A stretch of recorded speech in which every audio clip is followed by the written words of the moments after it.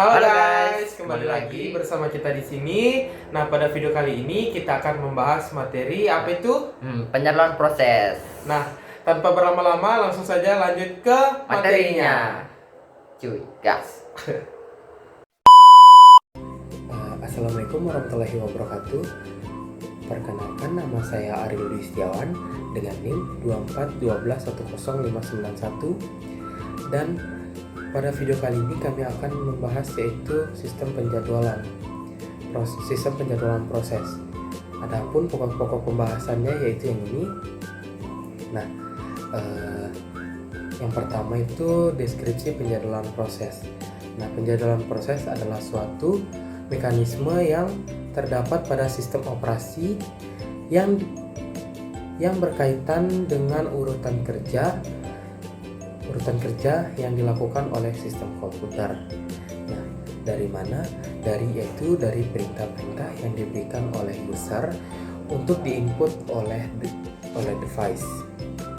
Nah, apa sih peran penjadwalan penjadwalan proses? Nah,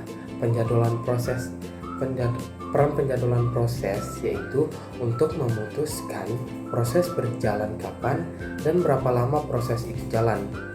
Sasaran utamanya yaitu untuk mencapai optimasi kinerja. Nah, kinerja komputer sehingga kinerja komputer benar-benar optimal. Nah, kita masuk ke pokok pembahasan yang kedua, yaitu kriteria penjadwalan. Nah, kriteria penjadwalan yang pertama itu ada fairness atau adil. Proses-proses yang masuk ke dalam penjadwalan nantinya harus diperlakukan sama dan nanti mendapatkan layanan dari prosesor. Dan tidak ada proses yang tidak kebagian.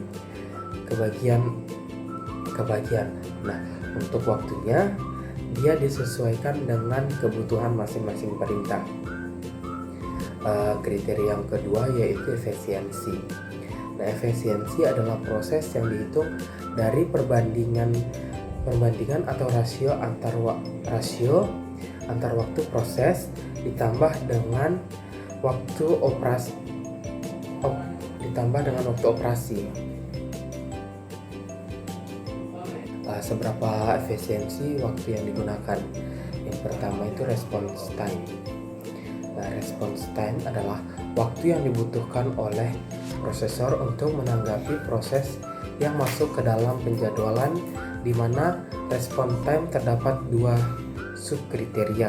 Yang pertama yaitu sistem interaktif, atau didefinisikan waktu yang dihabiskan sejak perintah terakhir dimasukkan oleh user seperti keyboard. Selanjutnya respon time yang kedua, kriteria yang kedua itu ada sistem waktu nyata.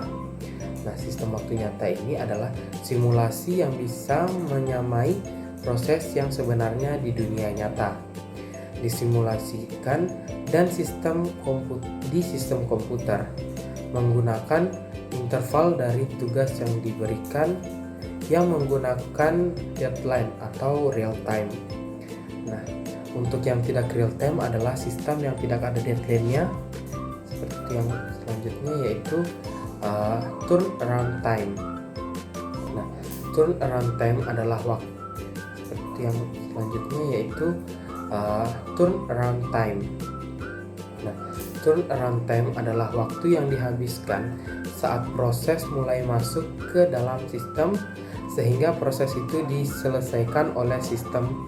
Pada dasarnya, waktu kriteria proses berjalan pada sistem di mana waktu penjadwalan dari waktu eksekusi ditambah dengan waktu menunggu. Selanjutnya yaitu throughput. Throughput adalah proses yang diselesaikan dalam suatu periode tertentu. Nah, yang ketiga yaitu tipe-tipe penjadwalan. Nah, yang pertama jangka pendek. Nah, jangka pendek ini yang bertugas untuk menjadwalkan alokasi proses di antara proses-proses yang ready di memori utama berupa perintah yang sudah disediakan oleh sistem operasi. Biasanya dipanggil dengan sistem call atau sasaran utama untuk memaksimalkan kinerja. Nah, yang selanjutnya itu jangka menengah. Nah, jangka menengah adalah yaitu saat eksekusi selama waktu tertentu proses yang dijadwalkan memungkinkan akan mengalami penundaan karena suatu kondisi. Proses yang tertunda ini tidak akan tereksekusi sehingga kondisi yang menyebabkan tertunda dihilangkan, namun proses tersebut masih berada dalam main memory, maka akan menjadi mubazir karena prosesnya akan menjadi. Nah, yang kedua itu jangka menengah. Nah, saat eksekusi selama waktu tertentu, proses yang dijadwalkan kemungkinan akan mengalami penundaan karena suatu kondisi. Proses yang tertunda ini tidak akan tereksekusi sehingga kondisi yang menyebabkannya tertunda ini dihilangkan. Namun, proses tersebut masih berada di dalam main memory, maka akan menjadi mubazir karena prosesnya tidak akan tereksekusi namun menggunakan ruang yang ada. Nah, agar ruang yang ada di main memory itu dapat dimanfaatkan oleh proses lain, maka proses yang tertunda dipindahkan ke secondary memory. Nah, yang terakhir itu penjadwalan jangka panjang. Nah, penjadwalan jangka panjang ini diterapkan jika ada proses baru ke dalam kelompok yang akan dieksekusi oleh komputer di mana proses yang baru masih berlokasi di secondary memory atau batch. Sekian materi dari saya. Saya akhiri dengan ucapan billahi taufiq wal hidayah dan akan dilanjutkan oleh rekan saya. Terima kasih. Baik, assalamualaikum warahmatullahi wabarakatuh. Perkenalkan, nama saya Dewa Putu Putra Mardika dengan NIM 2412100595. Nah, di sini saya akan melanjutkan materi dari rekan saya. Langsung saja ke pokok pembahasannya, yaitu istilah-istilah dalam penjadwalan proses.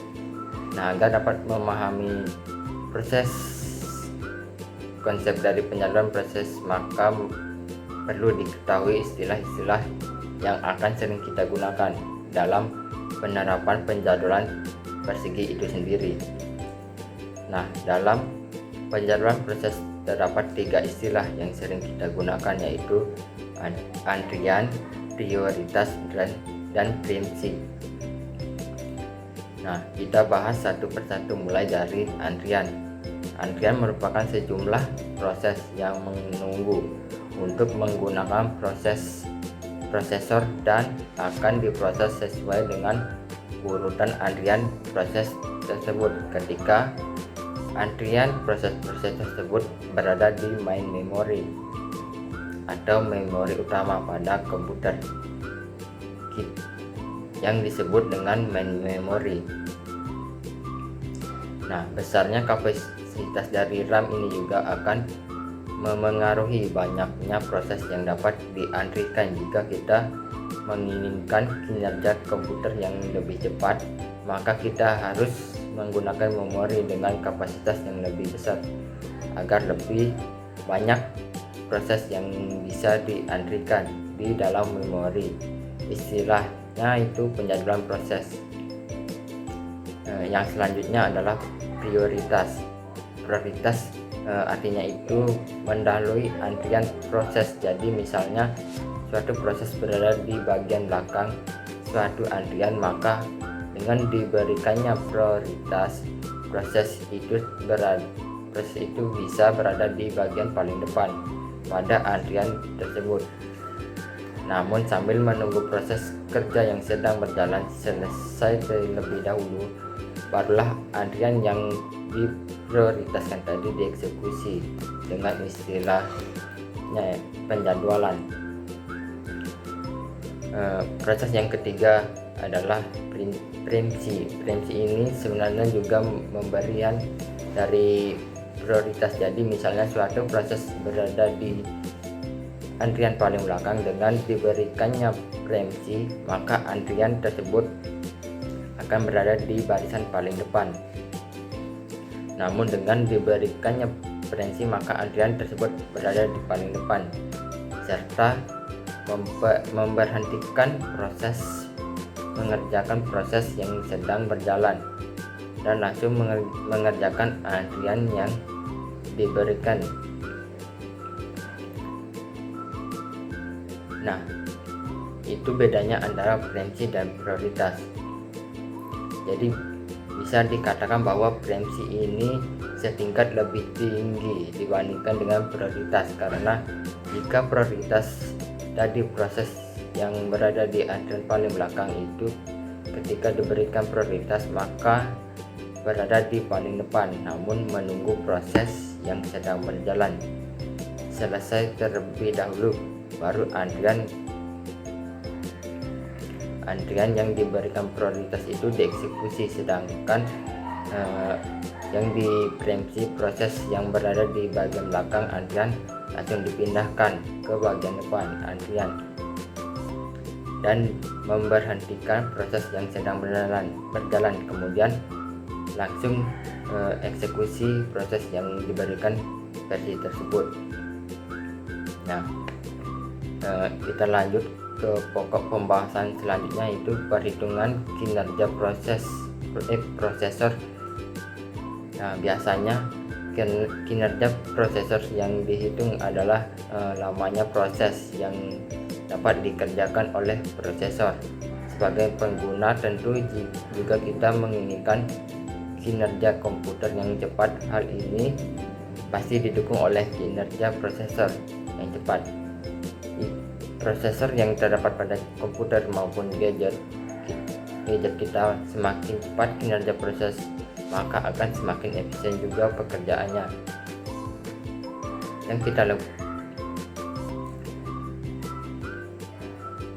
yang kita lakukan menggunakan komputer maupun gadget kita.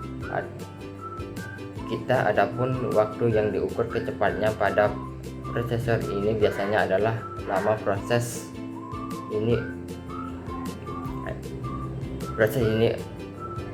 pada rumus perhitungannya disimbolkan dengan huruf T kecil, biasanya melambangkan time atau waktu. Proses ini adalah jumlah waktu yang dibutuhkan untuk mengolah proses di dalam prosesor, sedangkan lama tanggap yang biasanya disimbolkan dengan T besar yang merepresentasikan juga sebenarnya yaitu waktu yang dibutuhkan oleh suatu proses sejak proses tersebut mulai hingga selesai dieksekusi oleh prosesor. Nah, lama tanggap ini sendiri terdiri dari dua macam, yaitu turnaround time dan response time, yang mana turnaround time adalah selama waktu yang digunakan untuk sebuah proses hingga menghasilkan keluaran, sedangkan response time itu tidak memperhitungkan lama waktu yang digunakan untuk sebuah proses hingga menghasilkan keluaran yang sudah dibahas. Oke, adapun rumus perhitungannya adalah sebagai berikut. Kita ambil contoh, misalnya jika terdapat sejumlah proses yang serentak, setiap proses memiliki lama tanggap seperti T yang sudah diinstruksikan tadi, maka rata-rata lama tanggap yang nantinya kita simbolkan T besar R kecil adalah sebagai berikut. Jadi rata-rata lama tanggap itu sama dengan jumlah T yang digunakan yang di sini disimbolkan dengan T besar I kecil. T adalah jumlah keseluruhan dari lama tanggap karena prosesnya kan banyak yang dibagi dengan jumlah prosesnya. Kemudian contoh perhitungan yang berikutnya adalah sebagai berikut. Jika diketahui waktu sia-sia yaitu T besar minus T kecil, di dalam T besar itu adalah lama tanggap dan T kecil itu adalah selama proses. Jika diketahui waktu sia-sia ini adalah waktu yang terbuang di dalam antrian atau waktu yang terbuang selama bensi, maka waktu tanggap yang dipresentasikan dengan R besar T kecil adalah perbandingan antara lama proses tersebut dengan tanggap yang ada. Adapun rumusnya adalah sebagai berikut. Nah, jadi R besar T kecil yaitu lama proses dibagi dengan T besar yaitu adalah lama tanggap. Kemudian contoh berikutnya lagi yaitu dengan kriteria yang sama, rasio penalti yang dipresentasikan R besar P kecil adalah perbandingan antara lama tanggap terhadap lama proses. Adapun rumusnya adalah sebagai berikut. Jadi rasio penalti ini yang dipresentasikan dengan RT kecil adalah T besar yaitu lama tanggap dibagi dengan T kecil yaitu lama proses. Ini adalah kebalikan dari preemsi yang sebelumnya. Baik, kita masuk ke pokok pembahasan yang terakhir yaitu algoritma penjadwalan terhadap terdapat beberapa jenis algoritma. Pada penjadwalan ini kita akan bahas satu persatu. Kita mulai dengan algoritma yang pertama yaitu algoritma pertama tiba pertama dilayani atau PTPD atau yang lebih sering kita kenal dengan FIFO, freeze in freeze out. Nah, algoritma penjadwalan PTPD ini merupakan algoritma yang paling simpel, di mana algoritma penjadwal ini tanpa prioritas, tanpa prinsip juga. Kemudian proses yang tiba terlebih dahulu dilayani. Terlebih dahulu jika ada proses yang tiba bersamaan maka akan dilayani sesuai dengan urutan antriannya. Nah, adapun contoh dari algoritma PTPD ini adalah sebagai berikut. Nah, misalnya terdapat 4 proses yaitu A, B, C, D. Diketahui saat tibanya dan lamanya proses. Nah, di sini kita lihat proses A saat tiba 0 detik misalnya, kemudian proses B tiba detik ke-1, kemudian proses C tiba di detik ke-3, kemudian yang terakhir proses D detik ke-7. Maka dengan algoritma penjadwalan waktu PTPD ini, dimana diketahui pertama tiba pertama dilayani.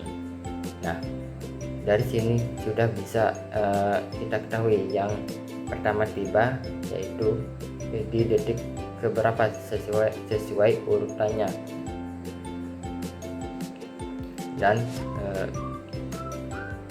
dengan 0, 1, 3, 7 maka urutan yang sesuai dengan ketibaannya ini. Adapun proses penyelesaiannya adalah sebagai berikut. Nah, tadi kita sudah bahas, kita ketahui urutannya itu berdasarkan saat tibanya, berarti kita berubah jadi tetap ABCD karena sesuai dengan saat tibanya ini. urutannya dari kecil sampai terbesar saat yang seperti itu. Kemudian untuk lama prosesnya ini misalnya kita hitung dalam hitungan detik. Proses A 4, proses B 7, proses C 3, dan proses D 8.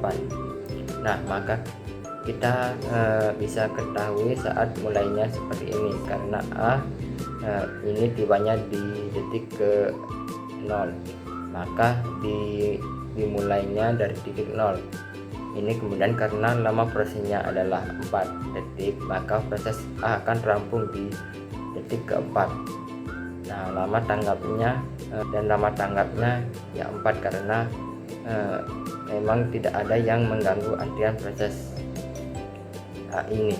Kemudian proses B kena tiba di detik ke 1 ya, maka sesuai dengan urutan kedua tibanya detik ke 1, lama prosesnya itu 7. Kemudian saat mulainya 4. Kenapa 4? Karena memang ada di rampungnya di detik ke 4. Nanti proses B ini dimulai setelah proses A selesai. Jika mulainya dari detik ke 4 sedangkan lama prosesnya B ini adalah 7 detik, berarti mulai dari 4 7 detik. Kemudian maka proses B akan rampung di detik ke 11. Begitu pula dengan proses C. Saat tiba nanti dia urutan ketiga. Lama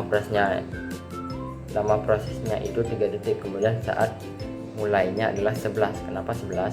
Ya sama seperti proses sebelumnya karena proses sebelumnya rampungnya di detik 11, maka proses berikutnya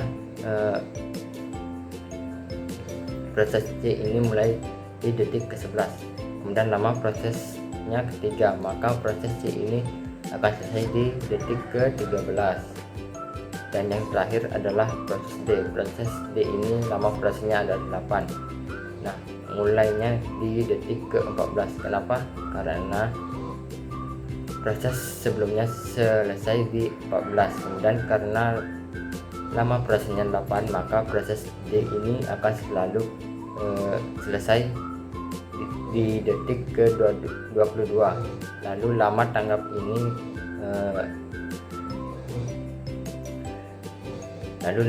ini bagaimana cara mengetahuinya? Dari mana dapatnya lama tanggapnya 4, 10, 11, dan 15 ini? Nah, lama tanggap ini adalah waktu yang dihitung dari saat tiba hingga saat rampung. Kita lihat contohnya tersisa di bagian 0, rampung di 4, maka lama tanggapnya ke 4. Kemudian proses B hanya di detik pertama. Kemudian saat rampungnya di detik ke 11, maka butuh 10 detik. Kemudian proses C saat tiba di detik ketiga, kemudian rampungnya selesainya di detik ke-14, maka dibutuhkan 14 detikan. Nah, lama tanggapnya. Dan yang terakhir proses D saat tibanya 7, kemudian saat rampungnya 22, maka lama tanggapnya adalah 15. Kemudian jumlah dari lama tanggap tinggal dijumlahkan saat dan rata-ratanya dari rata-ratanya ini dibagi dengan jumlah proses yang ada, maka didapatkan seperti ini. Nah, selanjutnya algoritma penjadwalan proses terpendek dipertamakan. Nah, algoritma ini bekerja dengan memilih proses yang memiliki lama eksekusi paling pendek dari proses yang sudah datang atau sudah berada dalam antrian. Seperti CPU hanya memiliki proses. Ketika CPU siap memulai proses baru, bukan saat proses sedang berjalan. Nah, artinya itu jika sebuah proses sudah berjalan, maka proses tersebut akan dibiarkan selesai terlebih dahulu atau tidak bisa diganggu, walaupun ada proses lain dengan durasi lebih pendek yang datang belakangan. Nah, secara kerja algoritma ini awalnya hanya proses A yang datang di waktu 0. Jadi A langsung diproses. Setelah A selesai di waktu 5, proses yang sudah datang adalah B dengan 3 dan C 5. Yang paling pendek adalah C. Jadi C dijalankan terlebih dahulu.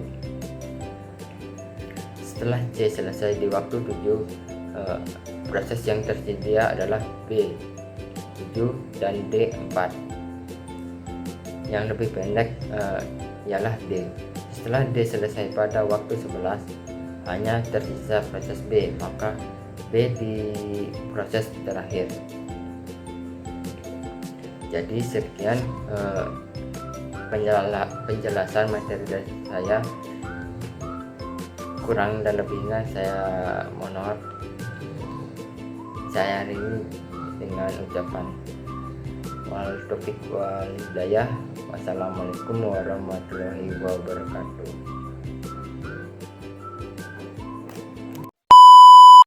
Nah, itu saja video pembelajaran dari kita berdua. Kurang dan lebihnya Mohon dimaafkan. Kami akhiri dengan ucapan billahi taufiq wal hidayah. Wassalamualaikum warahmatullahi wabarakatuh. And sampai jumpa di tugas video selanjutnya. See you next video. Bye bye.